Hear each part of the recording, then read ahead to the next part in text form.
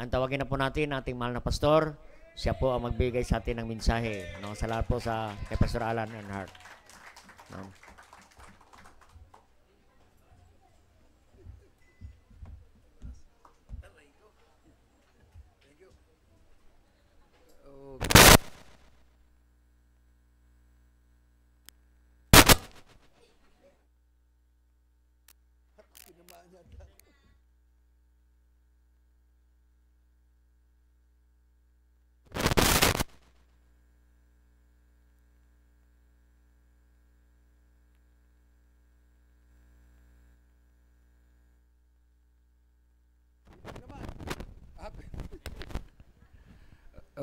Amen. Praise the Lord. Okay. Magandang umaga po. Tanghali na ba? Magandang tanghali po sa lahat. Ako po ay bumabati po ng dito po sa simbahang ito, pangunan ni Pastor Bong, ng masaganang selebrasyon ng kanilang anniversary. Happy na selebrasyon pa. Amen. Okay, tayo po ay tumayong lahat and tayo po ay dumako na sa mahalagang sandali ng ating pagtitipon ang pangangaral ng salita ng Diyos. Okay, and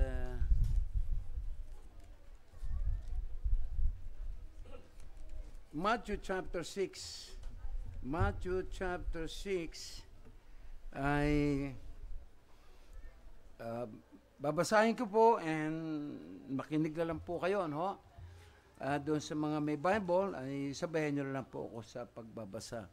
Matthew chapter 6 verse 19, the Bible says, "Lay not up for yourself treasures upon earth, where moth and rust doth corrupt, and where thieves break through and steal.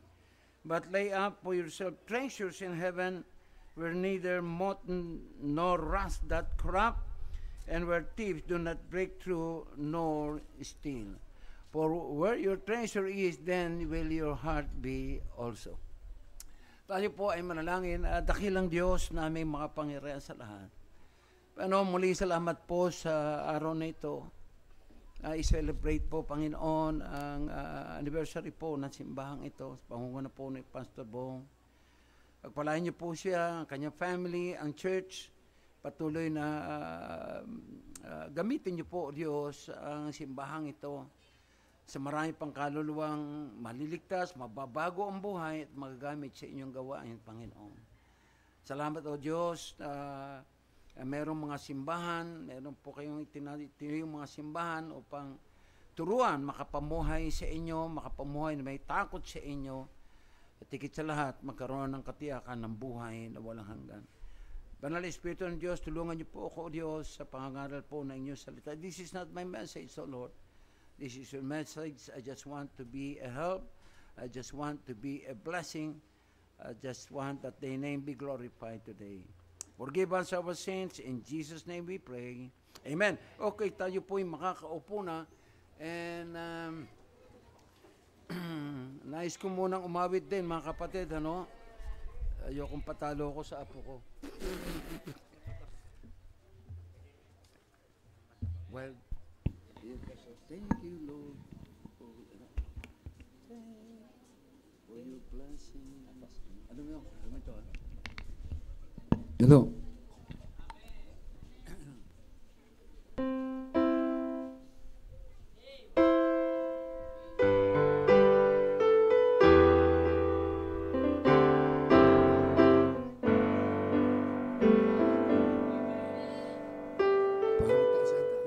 While the world looks upon me as I struggle alone, they say I have nothing, but they are so wrong.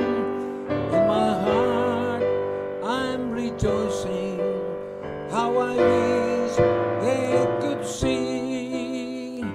Thank you, Lord, for your blessings on me. There's a roof up above me,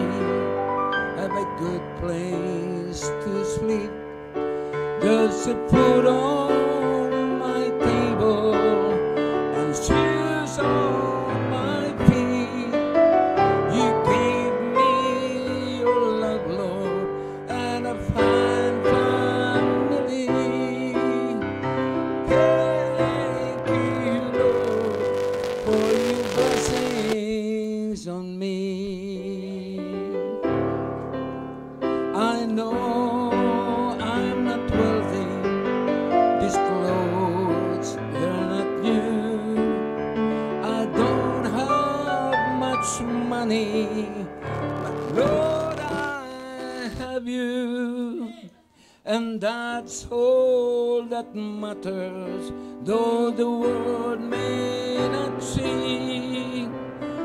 Thank you, Lord, for your blessings on me. There's a roof up above me, and a good place to sleep. There's a food on my table and shoes on my feet. You gave me your love, Lord, and a fine family.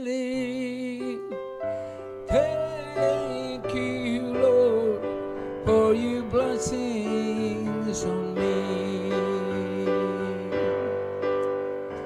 Thank you, Lord, for your blessings on me. Amen. Praise the Lord. Okay. And nandito na po tayo sa pag-aaral ng ating pag-aaral ng salita ng Diyos. Okay. Ay, okay ba ito? Hello. Ayun. Okay. Okay na. Hello. Okay, and dito po sa ating binasa mga kapatid, ito po ay nais kong basahin sa Tagalog, salamat po, meron po tayong salita ng Diyos. Marami mga nagsasabi, ang Biblia ay gawa lang ng tao. Yan ang naman gawa ng unggoy, gawa ng aso. Ang Biblia po ay salita, gawa po ng tao. Pero ito yung mga taong ginamit ng Diyos upang, ito po yung mga taong propeta, mga banal, na ginamit ng Diyos upang maipahayag niya yung kanyang kalooban sa atin. Amen. So, ito po ay, hindi lang ito naglalaman ng salita ng Diyos, but this is the very word of God. Amen. And, yung ating binasa ay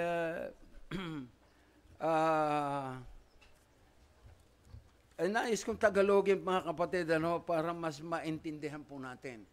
Ganun po ako, ay sinasaling ko sa Tagalog Bible, bagamat ang pinanghawakan po natin ay yung King James Bible, dahil ito po yung inspired Bible.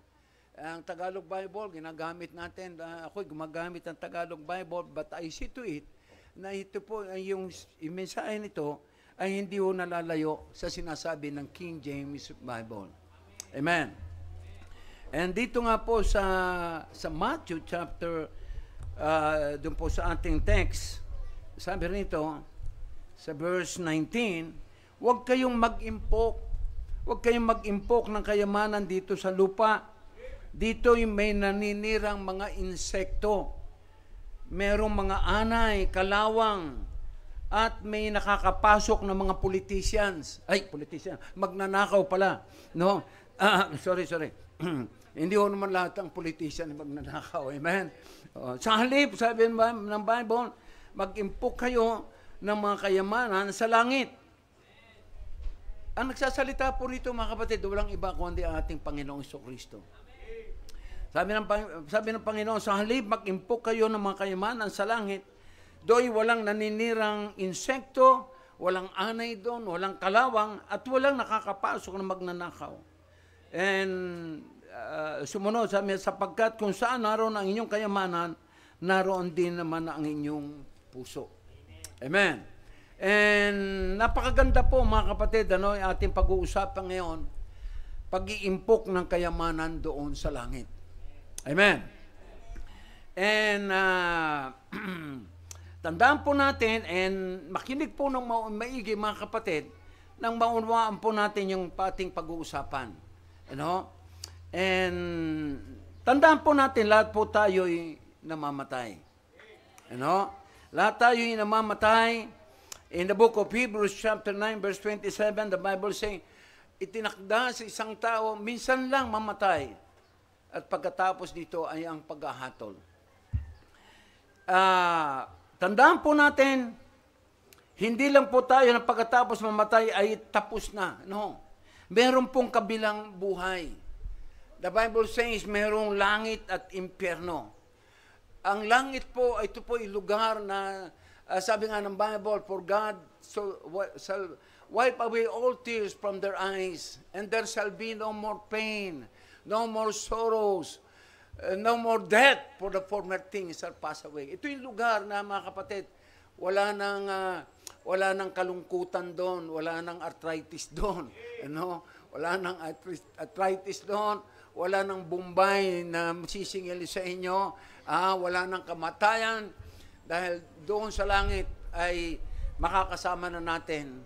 Doon sa langit ay makakasama natin. Kung pupunta tayo ron, makakasama natin magpahanggan sa hanggan. So ito yung langit, yun po yung lugar ng sa Panginoon. And then impyerno, ano po yung impyerno? Naniniwala po tayo sa merong impyerno, bagkat sabi po ng salita ng Diyos. Hindi lang ang Biblia, even ang Panginoong Jesucristo nagsasabi na meron pong impyerno. Ano po yung lugar na ito? Ito po yung lugar na mainit. Lugar na mainit, merong apoy na hindi namamatay, merong uod na hindi namamatay. So, yun po ang kalagayan ng, yun po yung langit at impyerno. At narito nga po ang ating Panginoong Jesucristo, mga kapatid, nagpapaalala sa atin, or sa maraming tao, sabi niya, huwag kayong mag-impok ng mga kayamanan dito sa lupa. Ano ang kanyang dahilan? Dahil dito may naninirang insekto, may anay at kalawang, may nakapasok nga na magnanakaw. Sa halip, mag-impok kayo ng kayamanan doon sa langit. Do'y walang naninirang mga anay, walang naninirang insekto, at walang nakakapasok ng mga magnanakaw. Bakit po nasabi ito ng ating Panginoong Jesucristo, mga kapatid? Dahil nakita po ng ating Panginoong Jesucristo, mga kapatid, na ang pinagkakaabalahan po ng maraming tao ay ang pag-iipon ng kayamanan dito sa lupa. At hanggang ngayon, mga kapatid, ito po yung pinagkakaabalahan ng maraming tao. Ngunit maliwanag po ang sinasabi ng ating Panginoong Jesucristo in the book of Mark chapter 8 verse 36. What shall it profit a man if he shall gain the whole world and lose his own soul? Ano pakinabang ng isang tao, mapasa kanya man ang buong kayamanan at mapahamak naman ang kanyang kaluluwa? Hindi lang siya, mga kapatid, hindi lang na mapunta siya sa impyerno, kundi buhay pa siya, ay magulo na ang kanyang buhay. Ano nga ba po ang pakinabang? Bakit ano nga ba ang pakinabang? Kasi wala tayo, kasi lahat tayo mamatay. Wala tayong madadala. Sabi ng Bible, for we brought nothing into this world, and it is certain we can carry nothing out. And tandaan po natin, mga kapatid, ng lahat ng bagay ay sa Panginoon. Wala tayong pagmamayari. In the book of Romans, chapter 11:36, mula sa Kanya, sa pamamagitan niya at para sa Kanya ang lahat ng bagay. And siya ang lumikha ng lahat ng bagay. In the book of John, the Bible says, all things were made by Him, and without Him there was nothing made that was made. Siya ang lumikha ng lahat ng bagay, siya ang lumikha ng tao. Siya ang nagbigay ng buhay natin. And nais ko rin ipaalam, mga kapatid, hindi po tayo galing sa unggoy. Kagaya ng paniniwala ng mga evolutionist.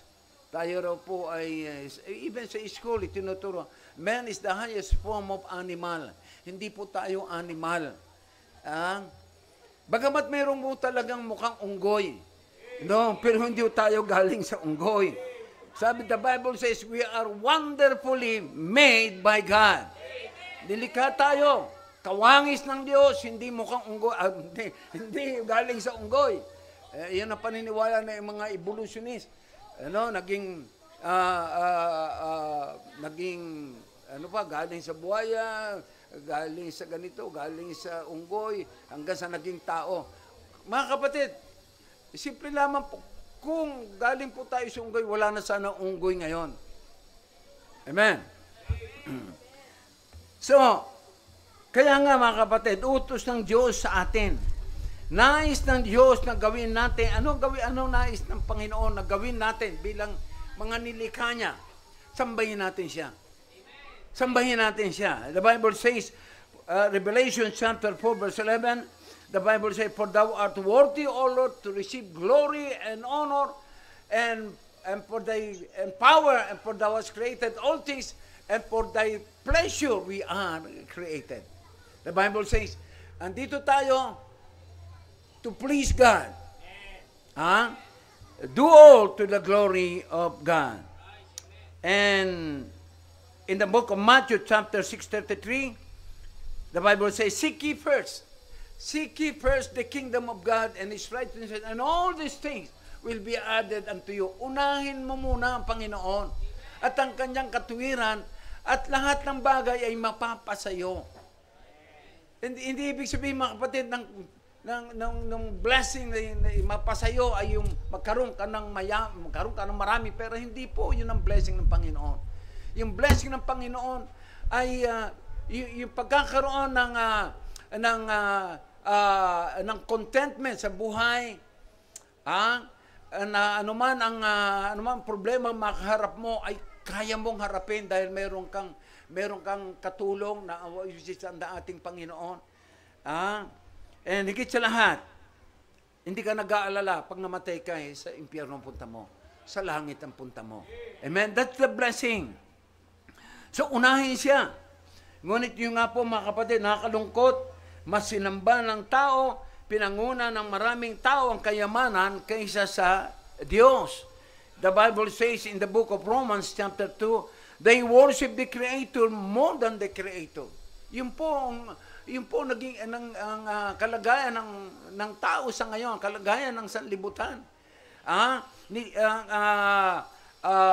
Sinasamba ng tao yung nilikha ng Diyos kaysa sa Diyos. Mga kapatid, nasubukan na po yan nila King Solomon.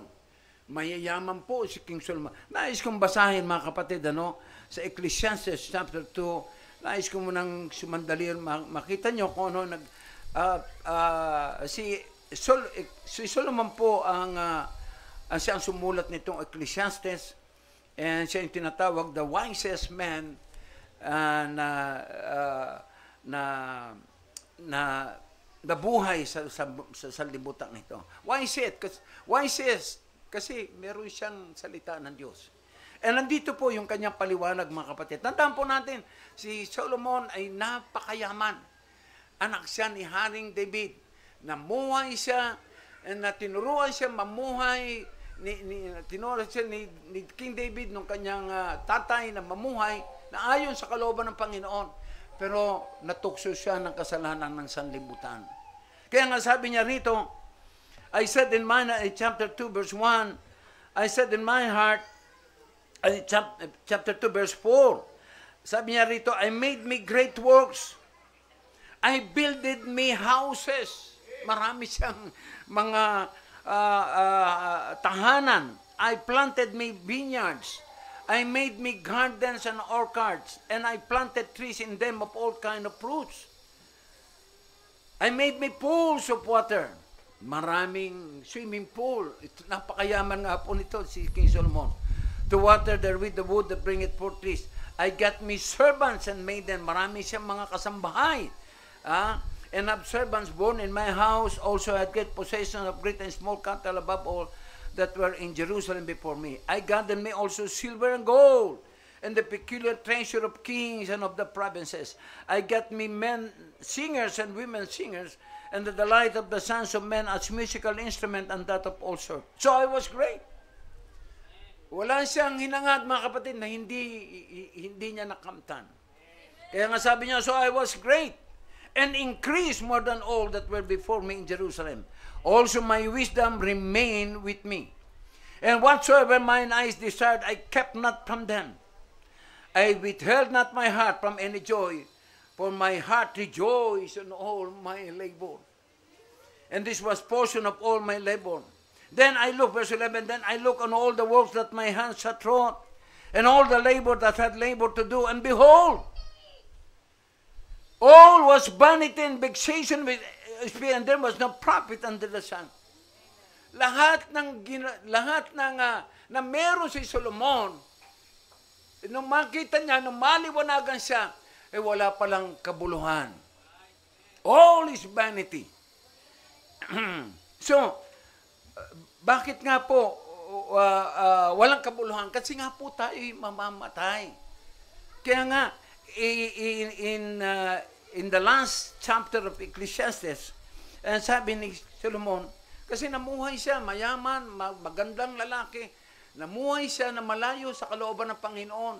Nagkaroon siya ng maraming kayamanan, nagkaroon siya ng maraming babae. Pero ito sumulat niya, mabuti man, naliwanagan pa siya, hindi pa naging huli ang lahat.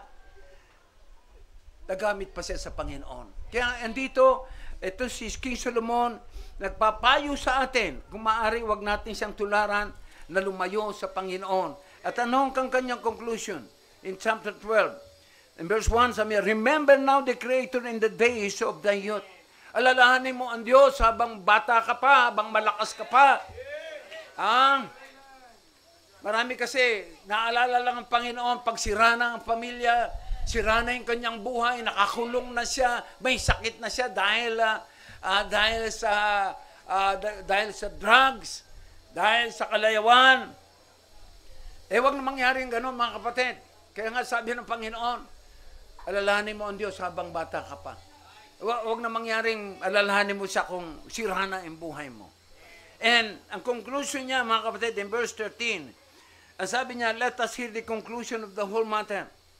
Fear God and obey His commandments, for this is the whole duty of man. Isa lang sa payo ni Solomon. In conclusion, the whole matter, magkaroon ka ng takot sa Diyos.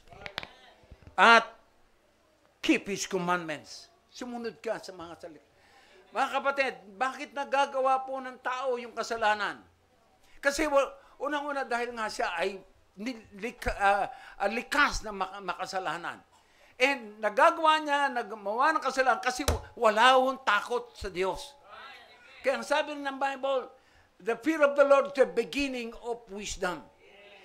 Ang pagkakilala, ang pagkatakot sa Diyos ay pasimula ng karunungan. And ano ba yung karunungan ng Diyos? Paano ka magkakaroon ng takot sa Diyos? Itong salita ng Diyos. Sumunod ka sa salita ng Diyos, magkakaroon ka ng takot sa Diyos. Magkakaroon ka ng, makakasunod ka sa salita, magiging marunong ka.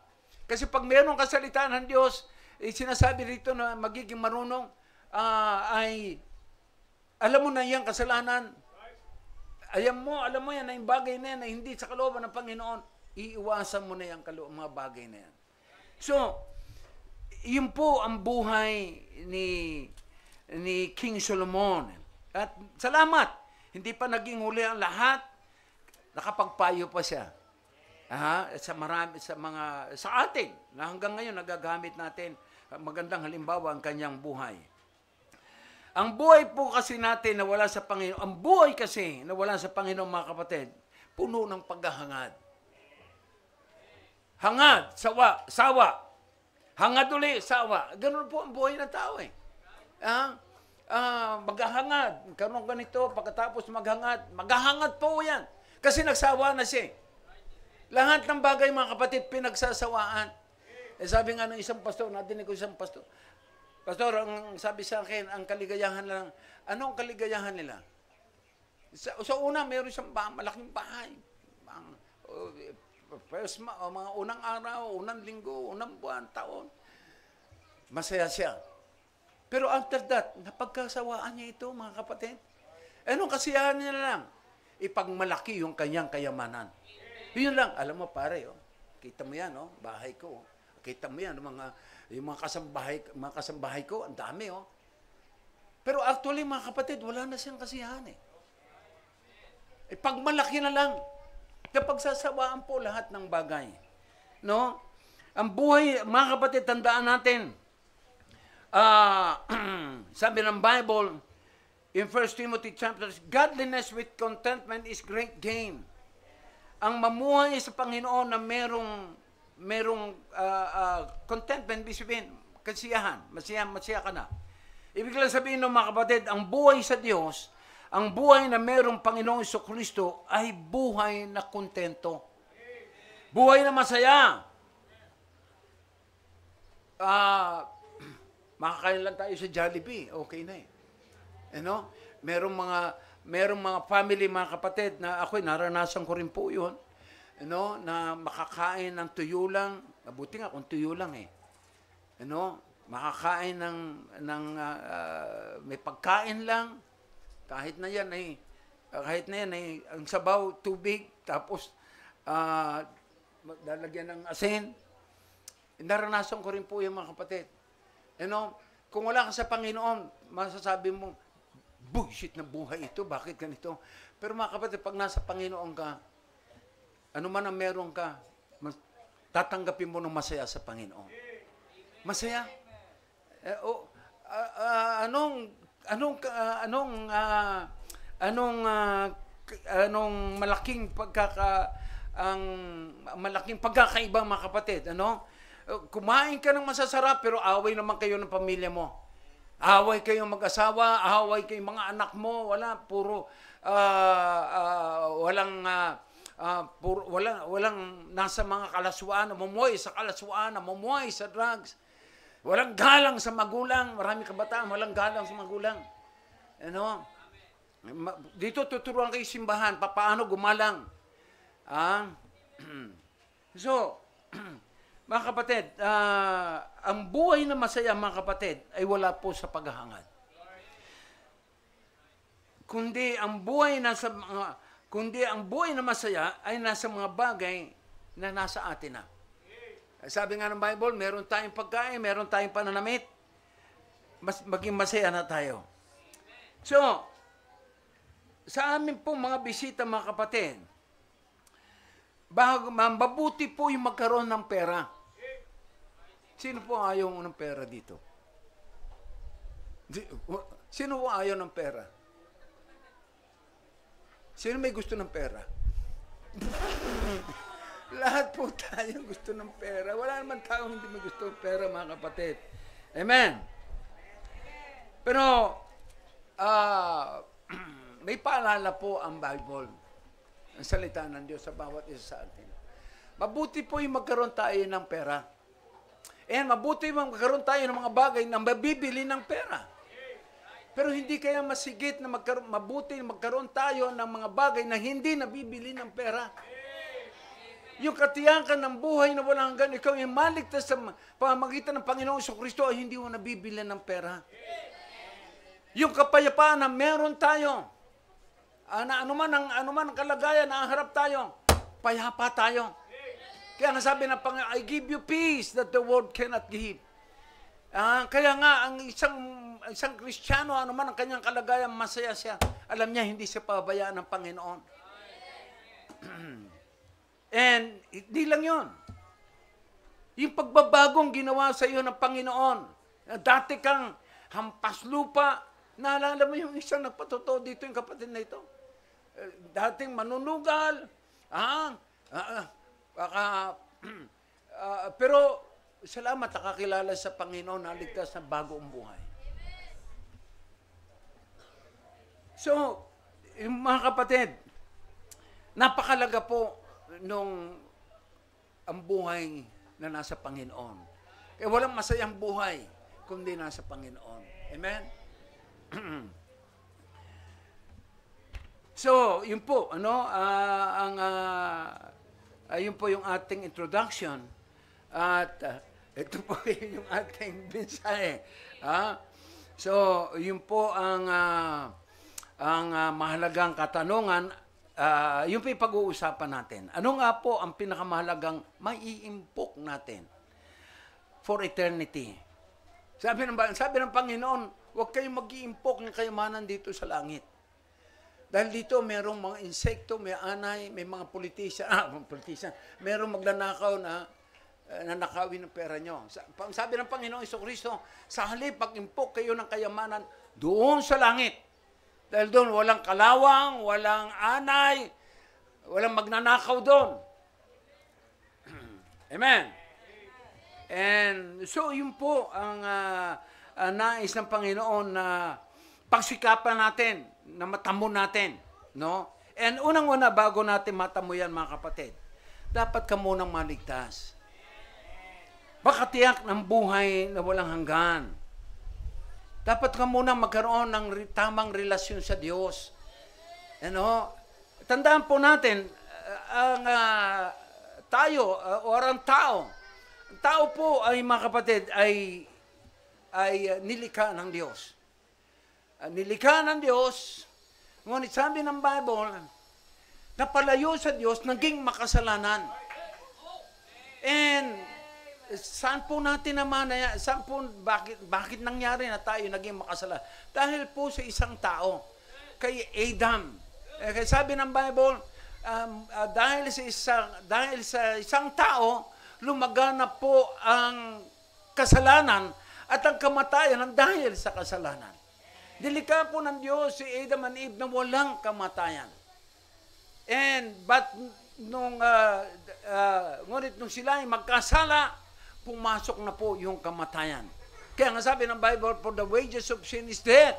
Ang kabayaran ng kasalanan ay kamatayan. So yun po yung kalagayan natin.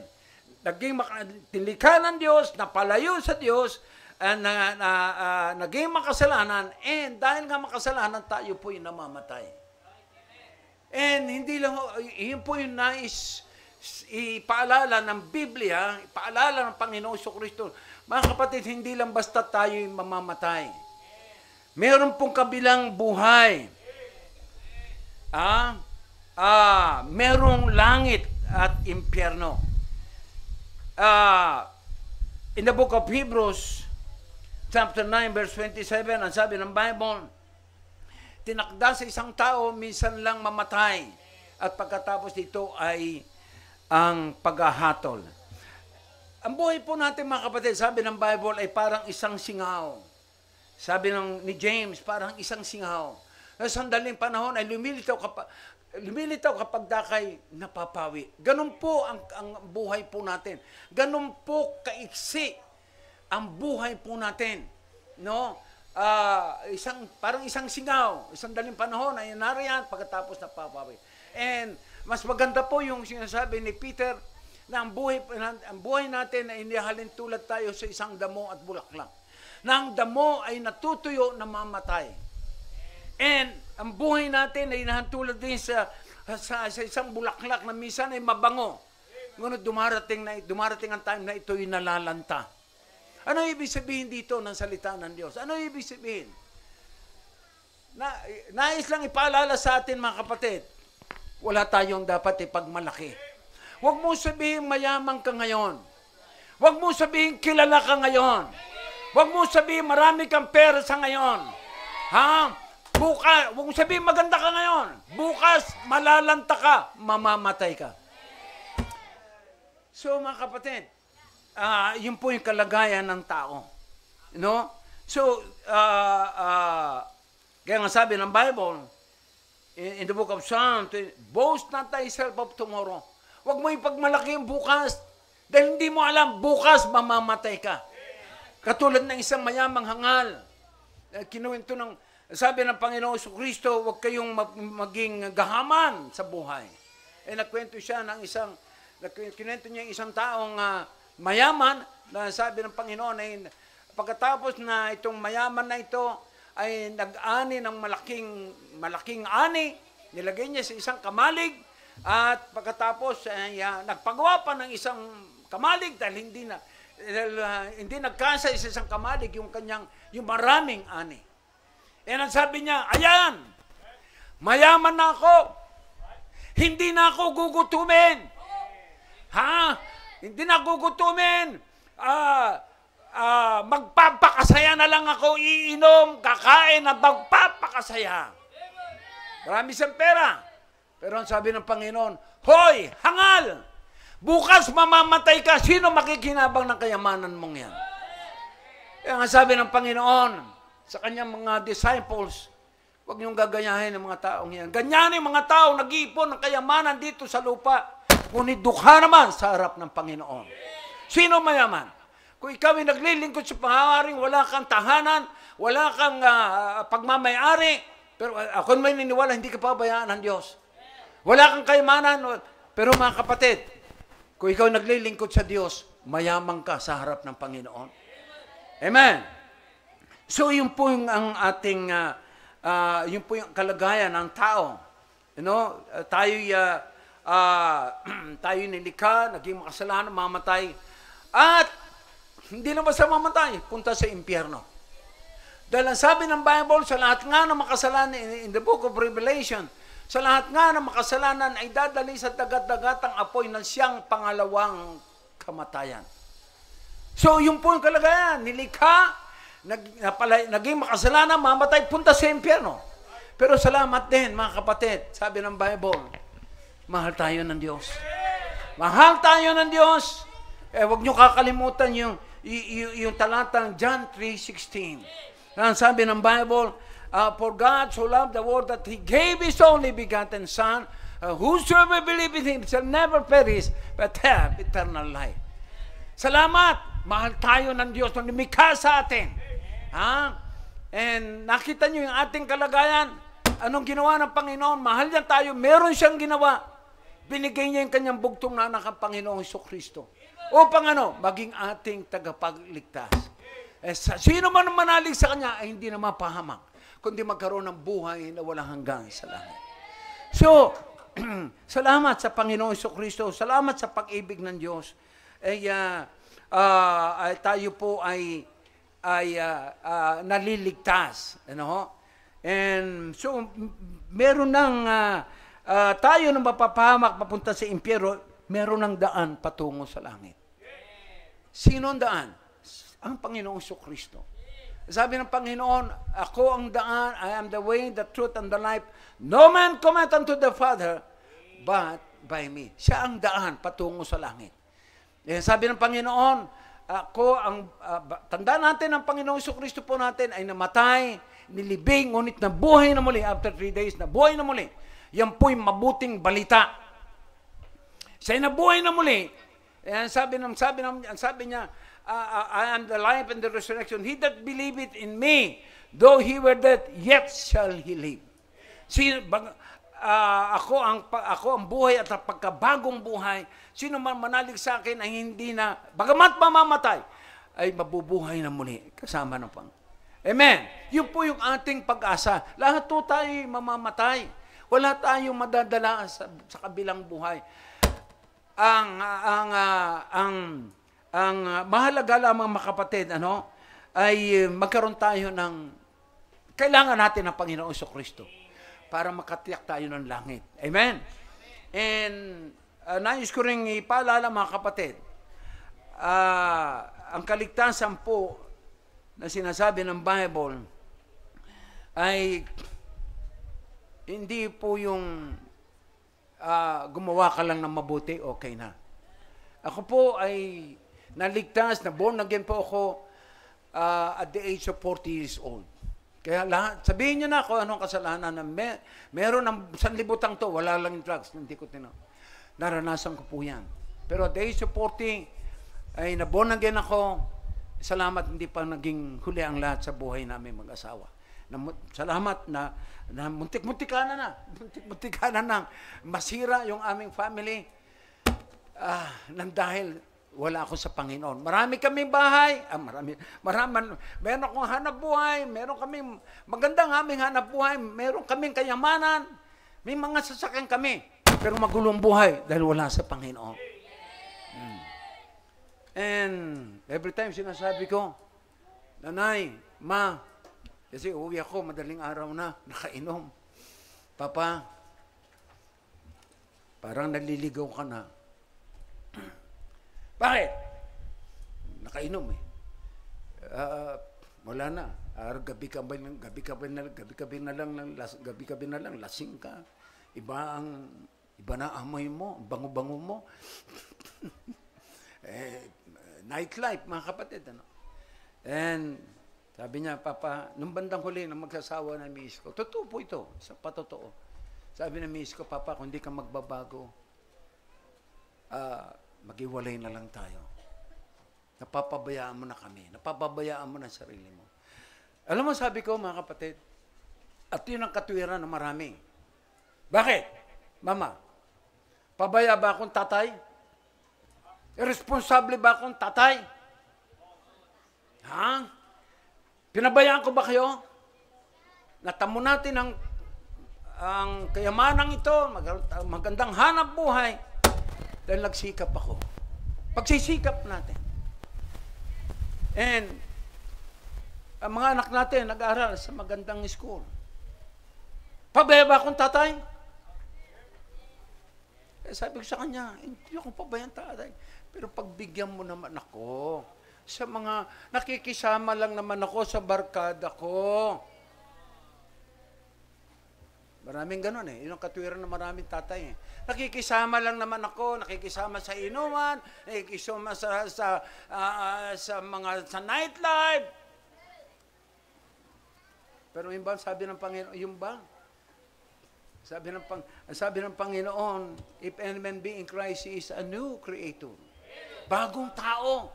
All things are passed away. Behold, all things becomes new. Salamat na born again.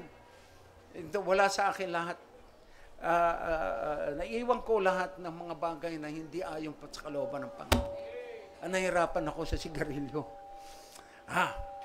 13 years pa lang ako, naninigarilyo na ako. Hanggang inabot ko 40 years old. Pero mga kapatid, walang imposible sa Panginoon. Walang imposible sa Panginoon. Sabi ng Bible, tama po yung sabi ng Bible, delight thyself unto the Lord and He will give thee the desires of thine heart. Panginoon, hirap na ako. Gusto kong alisin na ito.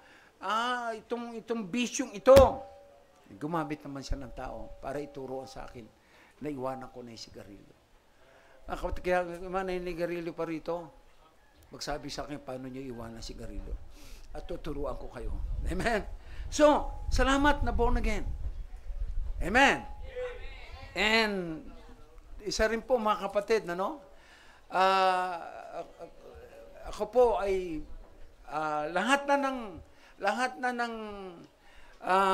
halos lahat ng reliyon napasok ko na. Kami po ay lumaki mga Katoliko. Naging tatay ko kasi makadiyos. Pero manginginom. Ang katwiran niya, lahat naman yan ay isa lang ang iba-ibang pamamaraan lang, pero isa lang yan. Isa lang ang kapupuntahan, ang makakilala sa Diyos na lumikha. Kaya kami naging Katoliko, naging Protestante, matagal kami Iglesia ni Cristo. Matagal kami, muntik pa kami maging saksi ni Jehovah. Kasi yung kapitbahay namin sexy. Sexy. Gusto kaming dalhin sa maging member ng saksi ni Jehovah. Kaya sabi ng tatay ko, minsan kumakain kami. Maganda ito, makinig kayo bata. Psst, makinig kayo. Makinig kayo. Nakalimutan ko na tuloy. Minsan talaga yung mga magugulo, nakaka-distract yan eh. Magkaroon kayo ng respeto sa simbahan. Magkaroon kayo ng respeto. Dito tayo yung simbahan, magkaroon kayo ng respeto. Dito tuturuan kayo ng simbahan. Respeto, kung wala kayong respeto sa iba, ako naniniwala, kung ganyan, saan ka man pumunta, wala kang respeto. Even sa magulang mo, wala kang respeto. Dito sa simbahan, tuturuan kayo, magkaroon ng respeto. Nasa ngayon, wala na yung sinasabi ko. Kumakain kami kami ng aking family. Sabi ng tatay ko, alam mo anak, pag dumating ang Judgment Day, ligtas tayo. Kako, bakit naman tayo? Sabi ng bawat isa. Sabi ng Iglesia ni Cristo, sila lang maliligtas. Sabi ng saksi ni Jehovah, sila lang maliligtas. Sabi ng Katoliko, sila yung daan para maligtas. Sabi ng dating daan, sila rin yung dating sa impyerno, dating papunta sa dating sa impyerno papuntang langit. Sabi ng tatay ko, ligtas tayo. Ako, bakit tayo? Member tayo lahat yan eh. Mga kapatid, hindi. Salamat mga kapatid. Ako'y nakakilala natiwalag sa Iglesia ni Cristo. Yan sabi ko ito mga kapatid kasi nalungkot ako nung una. Ako'y Iglesia ni Cristo. Nalungkot ako. Ako'y natiwalag kasi nag-asawa ako ng kaibang pananampalataya. Pero na-overcome ko naman yun. Ang katwiran ko, marami naman kami. At sabi ko, gagawa lang ako ng mabuti. Huwag ako mag-iisip ng masama. Tutulong ako. Then, alam ko, maliligtas ako. And, bagamat nga po, ako'y nalulungkot dahil pag natiwalag ka sa isang samahan, sa iglesia, lalo na sa Iglesia ni Cristo, wala ka ng kaligtasan. Even sa Saksi ni Jehovah, ang kaligtasan po doon ay pagsapi. Mga kapatid, ang kaligtasan na sinasabi ng Panginoon ay hindi po pagsapi ng anumang reliyon. Dito marami sumapi. Even sa church, marami yung sumapi. Pero may sapi pala. Nanliligaw lang. Iba ang motibo. Relasyon po ang kailangan natin mga kapatid. Relasyon. Hindi reliyon. Bagamat kailangan natin reliyon. Pero tunay na mapagbago sa atin, makapagliligtas sa atin yung relasyon. Hindi po paggawa ng mabuti. Sabi ng Panginoon, for by grace, Ephesians 2:8-9, for by grace are we saved through faith. It is not of ourselves. It is the gift of God, not of works, lest any man should boast. Tayo po inaligtas dahil sa pag-ibig ng Diyos, dahil sa ginawa ng kanyang bugtong ng anak ng Panginoon Kristo at sa ating pananampalataya. Kung wala po yung pag-ibig ng Diyos, wala yung ginawa ng Panginoon Kristo, walang kabuluhan po yung ating pananampalataya. Tayo'y naliligtas sa ginawa ng Panginoon at sa ating pananampalataya. And hindi po sa ating mabuting gawa. Kaya wala tayong may pagmamalaki. Mga kapatid, ang mabuting gawa, mabuti po yan. Gumawa ka lang mabuti, okay, mabuti po yan. Pero hindi yan ang paraan para tayo'y maligtas. Amen. Ang mabuting gawa, mga kapatid, ay resulta lamang ng iyong pananampalataya. Yan ang gawa ng pananampalataya. Tunay ka, faith without works is dead.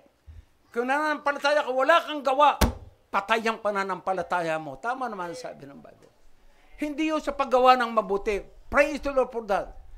Kung gumagawa ka ng mabuti, pero hindi yun ang paraan para kayo maligtas. Not by works of righteousness that we have done. It's only by the grace of God He saved us. Sa biyaya lang ng Panginoon, sa tulong ng Panginoon, hindi natin kayang iligtas ang ating sarili. Hindi natin kayang baguhin ang ating sarili. Pero sa tulong ng Panginoon, hindi lang tayo nabago. Meron pa tayo, binigyan pa tayong katiyakan ng buhay na walang hanggan. Ano man ang mangyari sa atin, sa langit ang punta natin. Kaya nga sabi ng Panginoon, if in this life only you have hope in Christ, you are of all men most miserable. Kung pag-asa mo kay Kristo, ito'y para sa mananampalataya na. Kung pag-asa mo kay Kristo ay para lamang dito sa lupa, sagutin ka, magkaroon ka lang ng pera, makilala ka, sagutin ka nung nililigawan mo, pautangin ka nung inuutangan mo. Mga kapatid, hindi po yun. Hindi po yun ang pinakapag-asa natin. Hindi yun ang pinakapag-asa natin sa ating paglapit sa Panginoon. Ang pag-asa po natin, buhay na walang hanggan. Lahat tayo mamatay. Doon sa langit, wala nang kamatayan doon.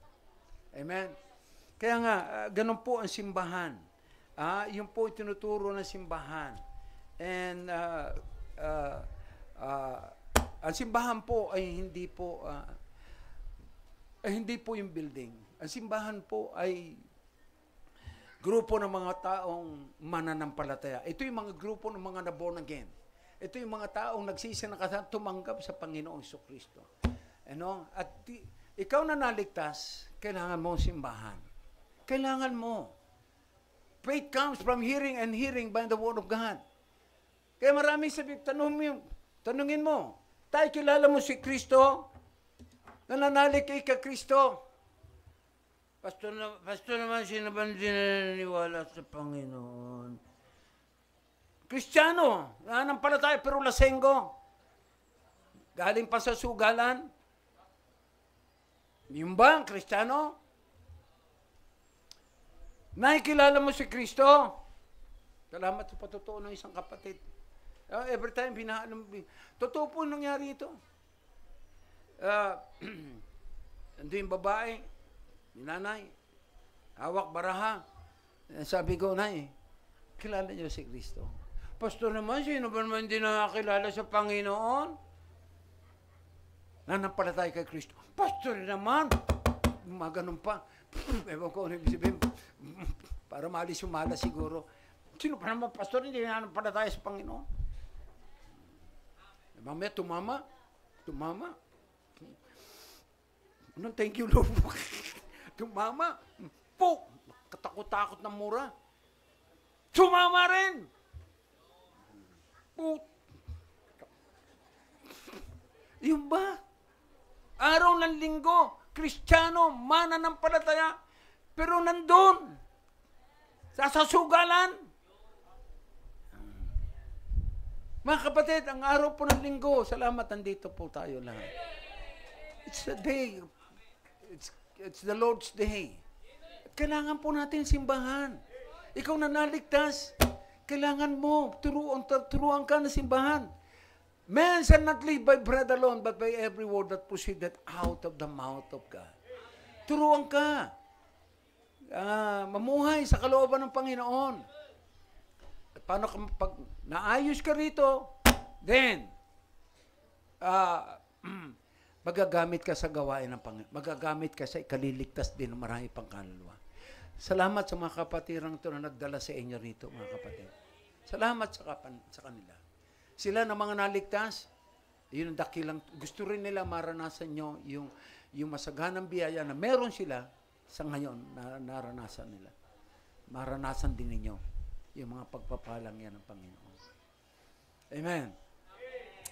Okay, ang kaligtasan, muli, inuulit ko, hindi sa pagsapi, hindi sa paggawa ng mabuti, kundi relasyon. Sabi ng Bible, if we confess our sin, He is just and faithful to forgive us our sin, to cleanse us in all our unrighteousness. Kung ipapahayag ng ating mga labi, kung tayo magsisisi ng kasalanan, siya ay matapat, matuwid na patawarin tayo sa kasalanan. And sabi pa na, if thou shalt confess with thy mouth the Lord Jesus and believe in thine heart that God that raised Him from the dead, thou shalt be saved. Kung ipapahayag ng ating mga labi, mananalig tayo ng buong puso, maliligtas ka. Ikaw naligtas, kailangan mo simbahan. Tayo tumayong lahat, mga kapatid. Tayo tumayong lahat. And nais ko na si Pastor Bong na magdala ng invitation. Tayo po ay manalangin. Dakilang Diyos na aming makapangyarihan sa lahat. Panginoon ay salamat po sa salita nyo na hayag. Salamat sa mga taong ito, sa mga kapatirang ito na nakinig. Salamat sa inyo, Banal na Espiritu, sa ginawa nyo po sa amin sa umagang ito. And Lord, I pray, sino man po ang hindi ligtas sa mga araw na ito, Lord, I pray na yung salita nyo, ang mabuting balita na nahayag ay maging daanan sila ay maligtas. Pagpalaan niyo po invitation, tulungan niyo po si Pastor Bong sa invitation na gagawin. Ito po aming dalangin o Diyos sa pangalan ni Jesus. Amen. Pastor?